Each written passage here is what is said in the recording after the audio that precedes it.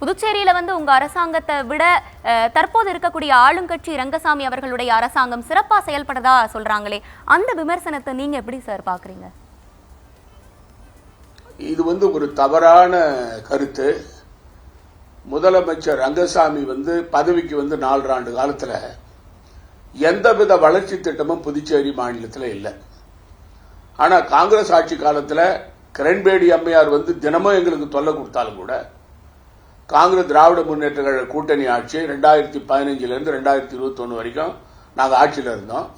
அப்பொழுது மிகப்பெரிய திட்டங்களை 2 மேம்பாலங்களை கட்டணும். அருமாத்தபுரம் மேம்பாலம் கட்டணும், கீரப்பாளையம் மேம்பாலம் இந்திரா காந்தி சாலையில் கட்டணும். அதாவது பெருந்தலைவர் காமராஜ் மணிமண்டபத்தை கட்டி முடிச்சோம்.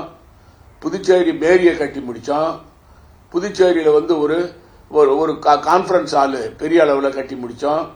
காரைக்காலில் நீதிமன்ற வளாகம் கட்டணும், காரைக்காலில் மார்க்கெட்டு கட்டணும், குடிதண்ணீர் திட்டத்தெல்லாம் நிறைவேற்றணும், சாலைகளை போட்டோம், பாதாள சாக்கடை திட்டத்தை நிறைவேற்றணும், வேலை வாய்ப்புகளை உருவாக்குவதற்கு முயற்சி செஞ்சோம். கிரண்பேடி எங்களுக்கு ரொம்ப தொல்லை கொடுத்தாங்க. மக்கள் நல திட்டங்களை எங்க ஆட்சியில் துரிதமா நடத்தினோம். ஆனா நம்முடைய முதலமைச்சர் மரியாதைக்குரிய ரங்கசாமி அவர்கள் இந்த கூட்டணியில, பாரதிய ஜனதா கூட்டணியில, அதாவது பிரதமர் மாண்புமிகு பாரத பிரதமர் நரேந்திர மோடி அவர்கள் இங்க வரும்போது, புதுச்சேரிக்கு வரும்போது தேர்தல் சமயத்தில் எங்களது இரட்டை எஞ்சின் ஆட்சி பாரதிய ஜனதாவும் என்ஆரும் ஒன்னா சேர்ந்தா மிகப்பெரிய அளவில் வளர்ச்சியை கொண்டு வருவோம்னு சொன்னாங்க. ஆனா அவங்க கொண்டு வந்தது ஒண்ணுதான், 390 ரெஸ்டோ பார் புதுச்சேரியில. நகர பகுதியில் மட்டும் 150 ரெஸ்டோ பார்கள்.